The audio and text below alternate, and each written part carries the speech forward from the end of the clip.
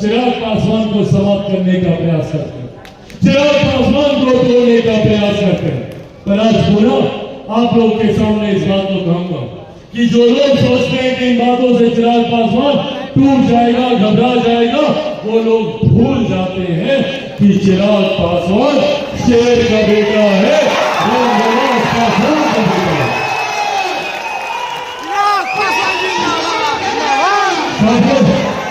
न टूटने वाला हूं, न झुकने वाला हूं, और डरता तो भैया मैं किसी से नहीं हूं,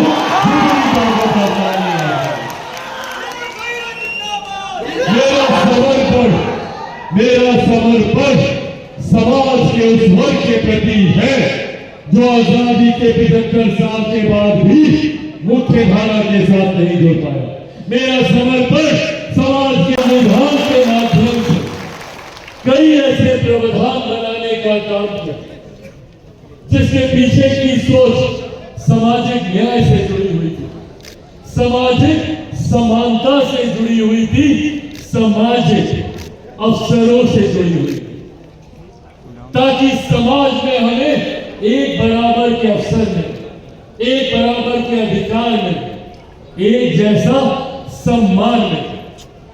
अफसोस डॉक्टर बाबा साहेब भीमराव अम्बेडकर जी ने दशकों तक इस लड़ाई को लड़ने का काम किया, संवैधानिक अधिकार हम लोग को दिलाने का काम किया, पर फिर भी उनके रहते हुए हम लोग इस लड़ाई को संजाम तक लेकर नहीं जा पाए।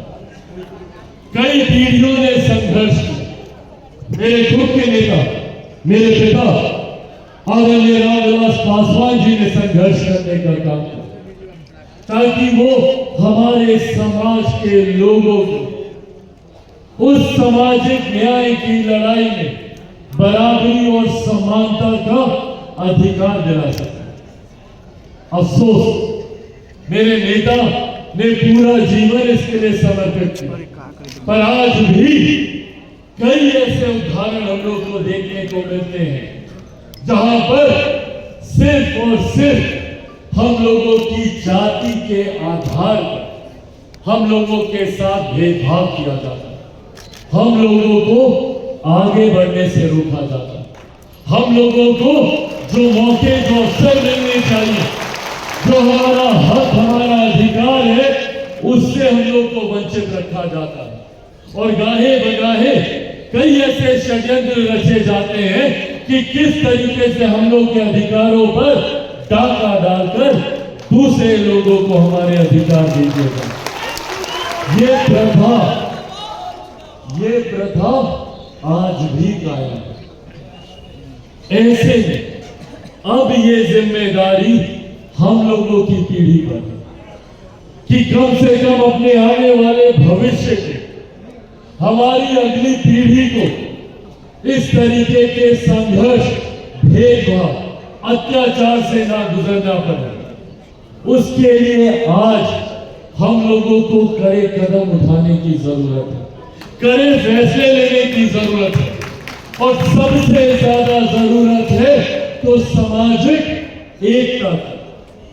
आज सबसे ज्यादा प्रहार हमारी एकता पे किया जा रहा है, आज सबसे ज्यादा प्रयास हम लोगों को तोड़ने का किया जा रहा है ताकि आपस में हम लोग बटे, आपस में हम लोग एक दूसरे का हम लोग विरोध करें।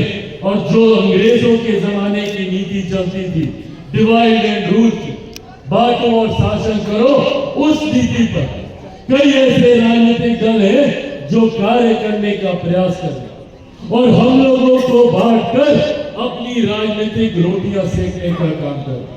और बड़े बड़े लोग इसमें शामिल हैं, बड़ी बड़ी संस्थाएं इसमें शामिल हैं। मुझे कहने में कोई गुरेज नहीं है, कई बार न्यायालय के द्वारा भी ऐसी टिप्पणी कर दी जाती है जो हम लोगों को बांटने की दिशा में ले जाने का प्रयास करती है। साथियों, आज इस कार्यक्रम के माध्यम से यह आग्रह करने आया हूं आप लोगों से कि समाज में एकजुटता का होना बहुत जरूरी है। हम लोगों को जाति से उठकर जमात की बात करने की जरूरत है, और जब तक हम लोग पूरी जमात की बात नहीं करेंगे, लोग षड्यंत्र रचकर हम लोगों को एक दूसरे से बांटते रहेंगे। और जब हम ही लोगों में एकता नहीं रहेगी तो फिर काहे के हमारे हक, काहे का हमारा अधिकार, उसको चुटकी बजाते ये लोग छीनने का काम करें। मेरे नेता, मेरे पिता आदरणीय रामविलास पासवान जी जब तक जीवित थे, अपनी अंतिम सांस तक उन्होंने समाज की लड़ाई लड़ने का काम किया। उन्होंने किसी जाति की लड़ाई लड़ने का काम नहीं किया, पूरी जमात को उन्होंने एक साथ लेकर आगे बढ़ने का उन्होंने काम किया।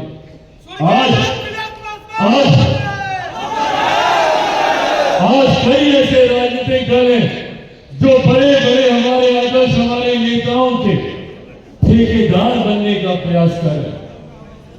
डॉक्टर बाबा साहेब भीमराव अंबेडकर जी, जिनको कई राजनीतिक दलों ने जो दशकों तक आजादी के बाद सत्ता में रहने का काम किया, उन्होंने कभी बाबा साहेब को पूछना तक जरूरी नहीं समझा। आज अपने राजनीतिक लाभ की दृष्टि से, अपने राजनीतिक लालच की सोच से आज बाबा साहेब का नाम लेते ये लोग नहीं थे। मैं पूछना चाहता हूं कांग्रेस जैसी पार्टियों से, जो आज डॉक्टर बाबा साहेब भीमराव अंबेडकर, अनुसूचित जाति, दलितों की बात करते ये लोग नहीं थक रहे, तो भैया क्यों डॉक्टर बाबा साहेब भीमराव अंबेडकर जी की एक तस्वीर तक इन्होंने भारत की संसद में लगाना जरूरी नहीं समझा। 47 में भारत आजाद हुआ और 89 तक डॉक्टर बाबा साहेब भीमराव अंबेडकर जी की एक प्रतिमा तक, एक तस्वीर तक भारत की संसद में नहीं। आज मैं तीसरी बार का सांसद हूं, जिस संविधान की शपथ खाकर मैं उस संसद में जाता हूं, उसी संविधान के रचयिता, उसी संविधान के निर्माता की तस्वीर तक भारत की संसद में नहीं हो, इसकी मैं कल्पना भी नहीं कर सकता। पर यह हकीकत रहा, हकीकत रहा। एक परिवार के 3 सदस्यों की, 3 पीढ़ी की कांग्रेस पार्टी से आने वाले उनके नेताओं के 3 पीढ़ियों की तस्वीर पार्लियामेंट के सेंट्रल हॉल में लगी हुई। पर डॉक्टर बाबा साहेब भीमराव अंबेडकर, जिन्होंने हमारे संविधान को बनाने का काम किया, जिन्होंने हम लोगों को हक, अधिकार, संवैधानिक अधिकार दिलाने का काम किया, उनकी तस्वीर भी नहीं। और ये लोग बात करेंगे, ये लोग बात करेंगे दलितों को, ये लोग बात करेंगे अनुसूचित जाति की, ये लोग बात करेंगे हम लोग के हक, अधिकार, सम्मान दिलाने की। जिन लोगों ने हमारे नेता बाबा साहेब तक को सम्मान देने का काम नहीं किया, उनको चुनाव हरवाने का काम किया। पहली बार देश में अगर किसी नेता ने डॉक्टर बाबा साहेब भीमराव अंबेडकर जी को सम्मान देने का काम किया, उनका तैल चित्र भारत की संसद में लगाने का काम किया, वो हमारे नेता आदरणीय रामविलास पासवान जी।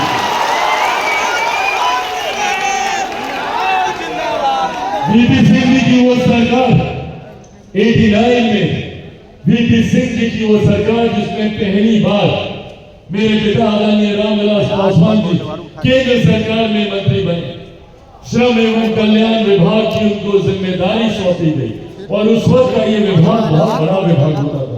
आज इस विभाग को 6-7 छोटे विभागों में बांट दिया गया।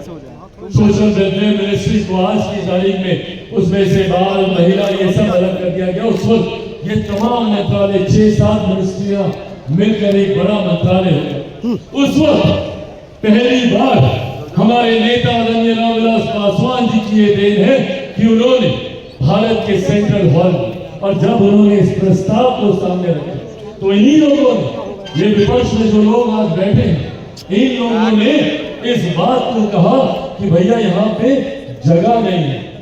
उस वक्त हमारे नेता आदरणीय रामविलास पासवान जी ने कांग्रेस के नेताओं को मुंह तोड़ जवाब देते हुए कहा था कि जगह दिल में होनी चाहिए, अगर दिल में जगह है तो दीवार में। और आज भारत की संसद में सेंट्रल हॉल के अंदर सबसे ज्यादा प्रमुख बाबा साहेब की वो तस्वीर है। ये जानकारी आप लोग के साथ सिर्फ इस देश से साझा कर रहा हूं ताकि हम लोगों को ये पता होना चाहिए कि कौन सही मायनों में हमारे हकों के लिए, हमारे अधिकारों के लिए और सबसे ज्यादा महत्वपूर्ण हमारे समाज को सम्मान दिलाने के लिए किसने लड़ाई लड़ी और कौन आके यहाँ पे घड़ियाली आंसू बहाने का काम कर रहा है, झूठी बातें करने का काम कर रहा है। आज हम लोग गर्व से बोलते हैं भारत रत्न डॉक्टर बाबा साहेब भीमराव अम्बेडकर, बाबा साहब को भारत रत्न दिलवाने का काम हमारे नेता आदरणीय रामविलास पासवान जी ने किया। 14 अप्रैल को बाबा साहेब की हम लोग जयंती मनाने का काम करते हैं। उनके जयंती दिवस पर छुट्टी की घोषणा करवाने का काम हमारे नेता आदरणीय रामविलास पासवान जी ने किया।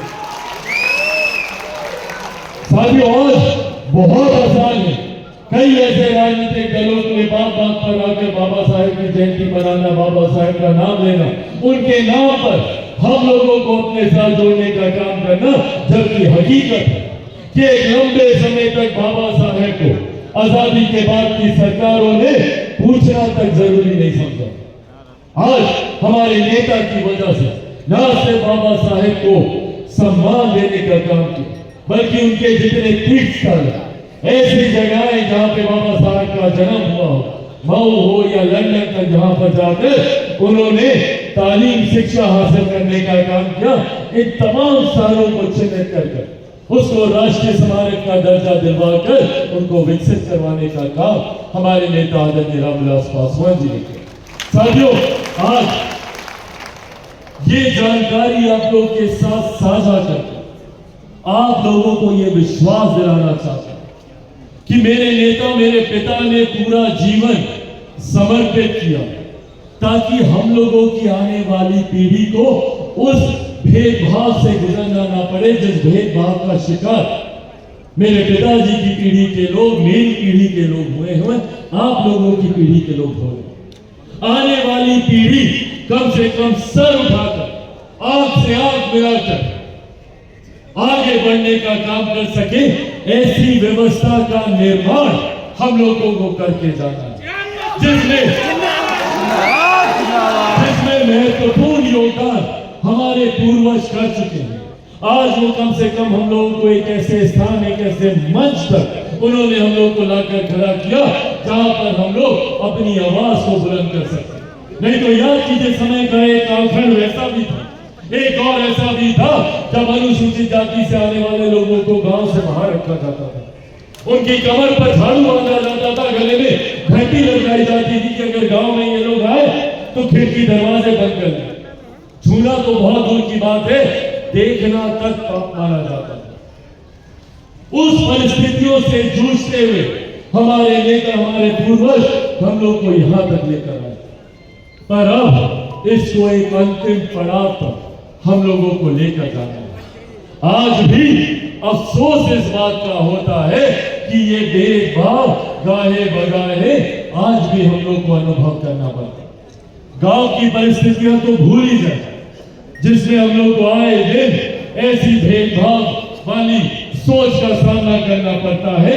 बड़े स्तर कई ऐसे मुख्यमंत्री उदाहरण रहे, हम लोगों के राज्य के भी मुख्यमंत्री रहे, जिन्होंने मंदिर में प्रवेश किया तो उस मंदिर को गंगा जल से धुलवाने का काम किया।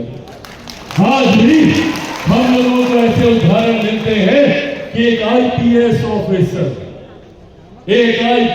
ऑफिसर अपनी बारात निकालने के लिए सुरक्षा की मांग करता है।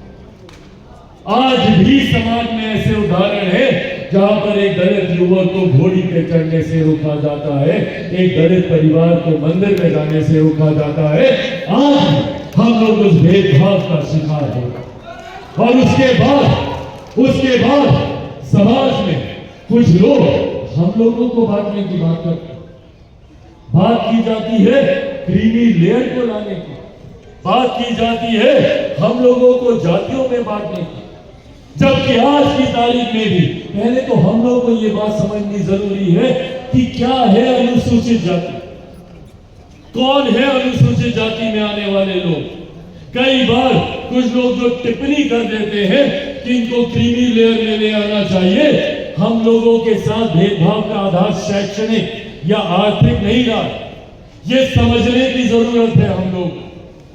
और कुछ लोग जो नए नए आए हैं जिनको ये समझ में नहीं आता कि हम लोग किस संघर्ष के दौर से गुजरे हैं, ये उन लोगों को जानने की जरूरत है कि कौन है ये अनुसूचित जाति के लोग, क्या है ये शेड्यूल कास्ट।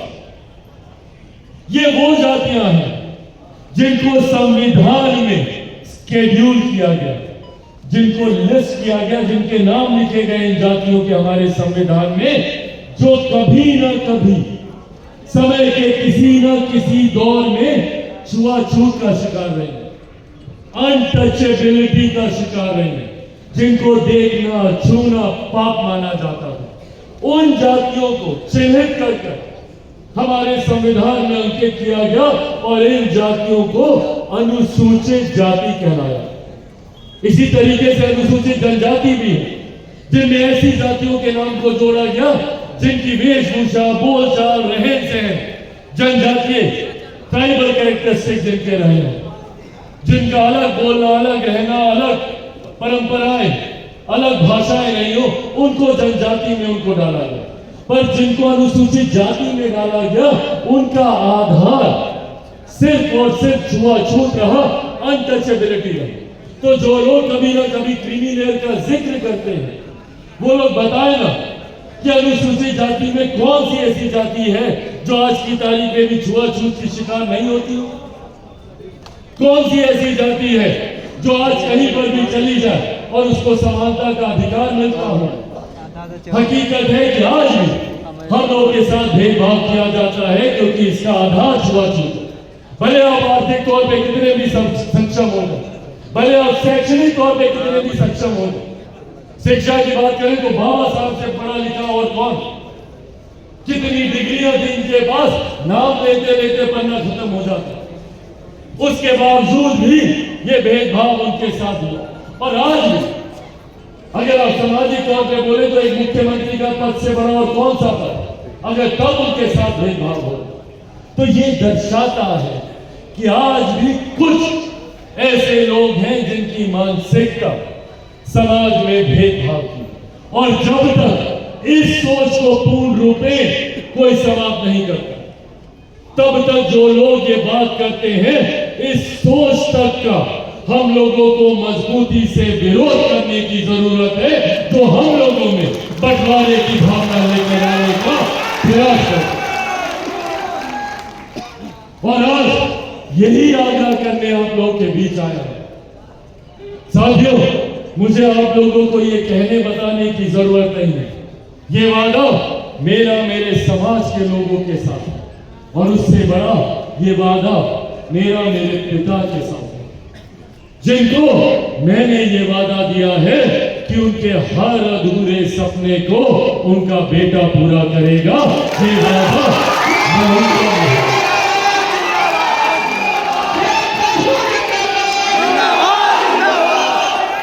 और उनके सपनों में सबसे बड़ा सपना यही था कि कैसे हमारे समाज के लोगों को देश में बराबरी का हक, अधिकार, बिना किसी भेदभाव की भावना के साथ वो सर उठाकर गर्व से और देहात मिलाकर दुनिया का सामना कर सके। इस दिशा में हम लोगों को आगे बढ़ने की जरूरत है, और वो सोच हम ही से शुरू हो। सबसे पहले तो अपने मन से हम लोग को इस बात को हटाने की जरूरत है कि अनुसूचित जाति से आने वाला कोई भी व्यक्ति कमजोर है। हम में इतनी ताकत है कि देश को दुनिया से आग दिलाकर बात कर सकते हैं। हाँ, चिराग पासवान कौन है भैया? आप ही लोगों में से आया हुआ एक लड़का है। और देश का दुनिया का कोई आदमी नहीं है जिससे चिराग पासवान आग से आग दिलाकर बात न करे। दुनिया में कोई ऐसा देश नहीं है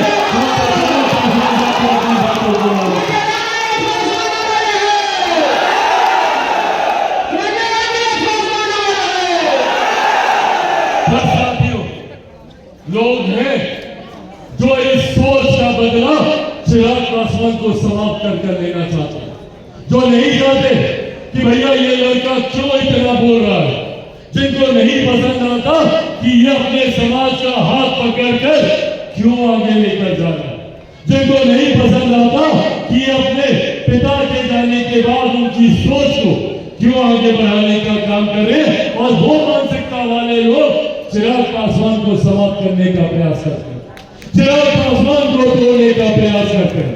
पर आज पूरा आप लोग के सामने इस बात को कहूंगा कि जो लोग सोचते हैं कि इन बातों से चिराग पासवान टूट जाएगा, घबरा जाएगा, वो लोग भूल जाते हैं कि चिराग पासवान शेर का बेटा है, वो उसका खून का बेटा है।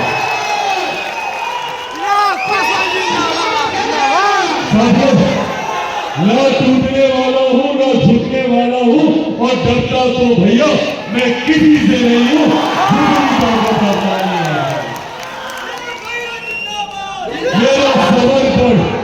मेरा समर्पण समाज के उस वर्ग के प्रति है जो आजादी के 75 साल के बाद भी मुख्य धारा के साथ नहीं जुड़ पाया। मेरा समर्पण समाज के हर उस व्यक्ति के प्रति है जो आज भी पलायन का शिकार होता है, दूसरे देश दूसरे प्रदेश जाता है शिक्षा के लिए, रोजगार के लिए, व्यवसाय के। मेरा समर्पण आज भी हर उस महिला और उस बुजुर्ग के प्रति है जो स्वास्थ्य सेवाओं के लिए दूसरे राज्य जाते हैं, हर उस महिला के प्रति है जिसका शोषण, जिसके साथ दुष्कर्म सिर्फ इस सोच के साथ किया जाता है कि वो फलाना जाति से आती है। और जब तक इस व्यवस्था को पूरी तरीके से नहीं बदल दूंगा तब तक मैं भी चैन की सांस नहीं लूंगा। ये वादा आप लोगों से करके पर ऐसे में साथियों जरूरत है मुझे आप सबके साथ और आप सबके माध्यम से समाज के हर व्यक्ति के साथ ही जिन्होंने मेरे पिता पर विश्वास किया। मैं चाहता हूं कि जो लोग झूठ बोलने का काम करते हैं उस झूठ को हम लोग पर्दाफाश करें। साथियों, चुनाव आते हैं, बड़ी बड़ी झूठी बातें विपक्ष के द्वारा की जाती है। चुनाव के वक्त क्या क्या कहा गया था? आरक्षण को समाप्त कर दिया जाएगा, संविधान की हत्या कर दी जाएगी। मेरे नेता ने भी इस बात को कहा था, मैं पूरा दोहराता हूं। मेरे पिता भी किसी भी गठबंधन का हिस्सा रहे हो, उनकी एक भूमिका तय थी और उसी भूमिका में आज चिराग पासवान भी है। मैं किसी भी गठबंधन में रहूं, मैं किसी भी गठबंधन में रहूं, आप लोगों के पहरेदार की भूमिका में मैं उस गठबंधन में। और जब तक चिराग पासवान उस गठबंधन में है, आप लोगों को अपने हक अधिकारों की चिंता के लिए सोचने की जरूरत नहीं है। ये वादा आप लोगों से करना चाहता हूं।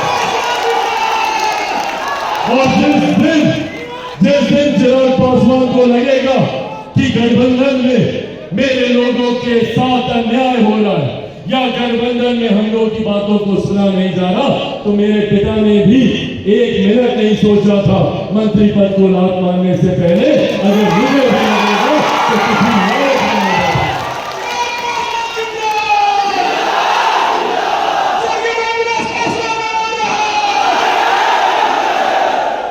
साथियों, हाल फिलहाल में लैटरल एंट्री का भी एक मामला आया जहां पर ऐसे पदों के लिए नियुक्तियां निकाली गई जिन पदों तक पहुंचने की सोच इच्छा हमारे समाज के लोग रखते हैं और एक साथ कई रिक्तियां निकाली गई। उस वक्त भी आप लोगों का पहरेदार होने के नाते चिराग पासवान दमके की चोट पर अपनी ही सरकार के सामने न सिर्फ खड़ा होने का काम किया बल्कि प्रधानमंत्री जी से आप लोगों की समस्या पर चर्चा भी करने का काम किया।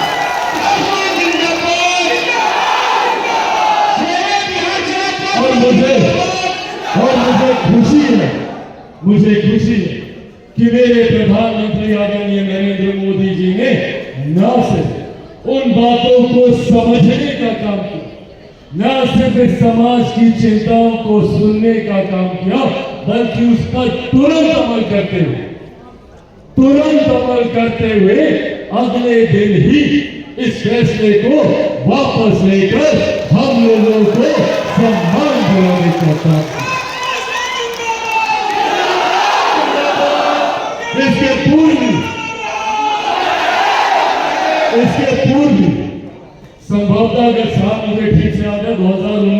के बाद 18-19 अनुसूचित जाति जनजाति अत्याचार निवारण विधेयक को लेकर एट्रोसिटी एक्ट में माननीय न्यायालय के द्वारा कुछ डाइल्यूशन कर दिया गया था, उसको कमजोर करने का प्रयास किया गया था इस कानून। उस वक्त मेरे नेता मेरे पिता आदरणीय रामविलास पासवान जी जीवित थे, तब भी हम लोगों ने मजबूती से सरकार के समक्ष अपनी बातों को रखा और तब भी हमारे प्रधानमंत्री आदरणीय नरेंद्र मोदी जी ने हमारे समाज की पीड़ा को समझकर तुरंत उस कानून को यथास्थिति में पुनर्स्थापित करने का काम किया। ये ताकत है हम लोगों के समाज की, पर ये ताकत तभी तक है जब तक हम लोग एकजुट हैं।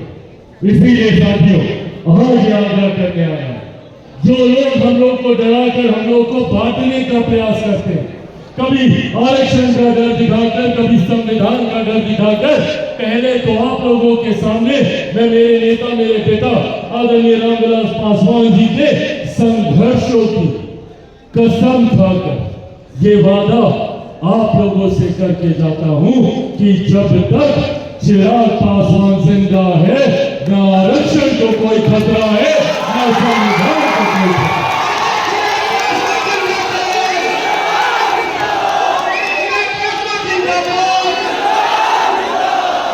पर खतरा है तो विपक्ष की इस बांटने की रणनीति से, खतरा है तो इस बंटवारे की राजनीति से। इसीलिए साथियों याद ना करूंगा, एकजुट रहे, एकत्र रहे, समाज का कोई भी वर्ग, अनुसूचित जाति की कोई भी जाति हो, हम लोगों की पहचान तब तक है जब तक हम लोग एक हैं। जिस दिन हम लोगों को बांटने का काम कर दिया, आज हम लोग अपने अधिकारों के लिए लड़ने का काम करते हैं। आज भी आप चले जाइए, कितनी ऐसी सरकारी संस्थाएं हैं जहां पे रोस्टर कंप्लीट नहीं होता, जहां पे आज भी मानक के आधार पर हम लोगों की नियुक्तियां नहीं होती। अभी तो हम लोग उस संघर्ष में लड़ रहे हैं कि जितना बैकलॉग है उसको पूरा किया जाए। अलग अलग सरकारी संस्थाओं में कहां पर हम लोगों की वैकेंसी खाली है, उन पदों को भरा जाए। हम लोग कैसे प्राइवेट सेक्टर में अपना हक दे सके, अभी तो हम लोग यही लड़ाई लड़ रहे हैं, पर उसी में हम ही लोगों को बांट दिया गया। आज एकजुट है तो एक ताकत है, कल को अगर हम लोग अलग अलग बढ़ गए, 1%, 2% वाले बन गए तो कौन पूछने वाला। इसीलिए समाज में इस भावना का जाना जरूरी है और यह आग्रह आज आप लोगों से विशेष तौर पर करने आया।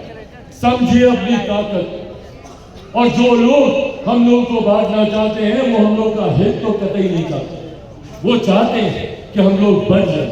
आज एकता से हम लोग अपनी मांगों को पूरा करा सकते हैं, कल को जब हम लोग बने रहेंगे तो कौन सुनेगा और नहीं भी सुनेंगे तो क्या फर्क पड़ेगा, कितनी तो आबादी है इस जाति की। इस सोच के साथ ये लोग आगे काम करने का प्रयास करेंगे। इसीलिए साथियों आज अपनी बातों को समाप्त करने से पहले, जहां एक तरफ इस बात का प्राइवेट सेक्टर का जहां एक तरफ इस बात का आप लोगों को विश्वास दिलाना चाहता हूं कि चिराग पासवान की रगों में जब तक खून है, मेरे शरीर में जब तक खून का एक भी कतरा बाकी है, वो कतरा आज से ही आप लोगों के साथ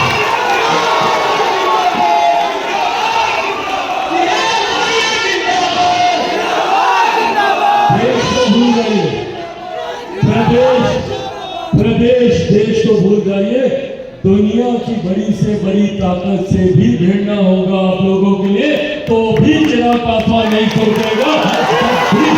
आप लोगों को खड़ा है।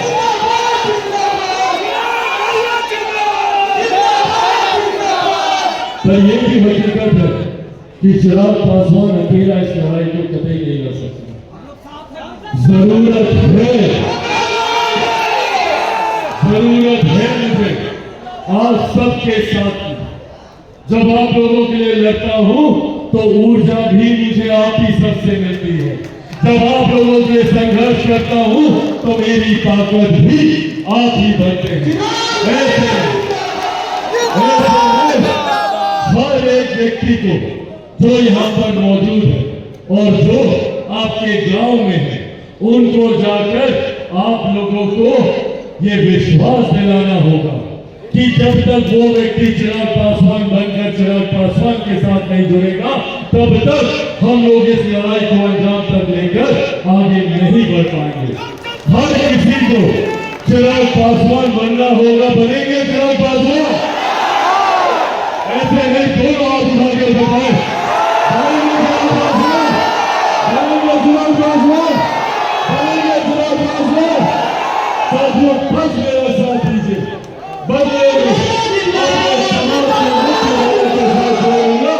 ये वादा आप लोगों से करके जाता हूं। साथियों, आज विपरीत परिस्थितियों में भी आप लोग इतनी भारी संख्या में यहाँ पर मौजूद हैं, हृदय से आप लोग का आभार प्रकट करता हूं। मैं SC/ST प्रकोष्ठ के हमारे प्रदेश अध्यक्ष परशुराम जी का धन्यवाद करता हूं कि इन्होंने इतनी विपरीत परिस्थिति में इस कार्यक्रम को इतनी भव्यता के साथ आयोजित करने का काम किया। मैं जानता हूं बिहार में 12-13 जिलों में बाढ़ से प्रभावित है। पिछले 2-1 दिनों से एकदम भयावह परिस्थिति बनी हुई है। मैं आज खुद कोसी के उस इलाकों में कई जिलों में आज हम लोग दौरा करेंगे।